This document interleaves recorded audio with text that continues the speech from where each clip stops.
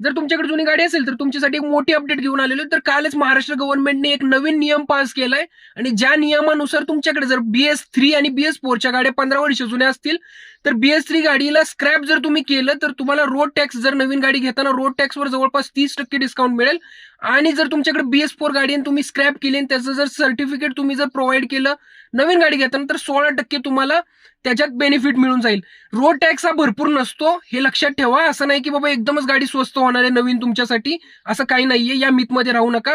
आणि दुसरी गोष्ट महत्वाची, जर सपोज तुम्हाला गाडी ठेवायची 15 वर्षानंतर तर तुम्हाला फिटनेस तर करायला लागणार, ते सर्टिफिकेट वगैरे. प्लस आता ग्रीन टॅक्स तुम्ही जो देताय तो तुम्हाला आता डबल द्यायला लागणार. जर सपोज तुम्ही 3-4 हजार देत असाल तर तुम्हाला जवळपास 6-7 हजार रुपये तुम्हाला द्यायला लागणार, डबल केलेला आहे. ही दुसरी महत्वाची अपडेट.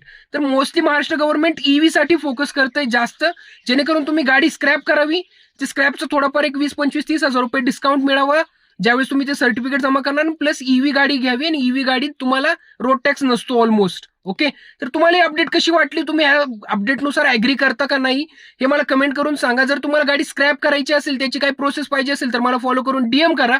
आणि आपले असेच व्हिडिओ, इन्फॉर्मेटिव्ह व्हिडिओ पाहण्यासाठी आपले चॅनल एकदा फॉलो करा. मित्रांसोबत शेअर करा ज्यांच्याकडे जुन्या गाड्या आहेत त्यांच्यासोबत. थँक्यू.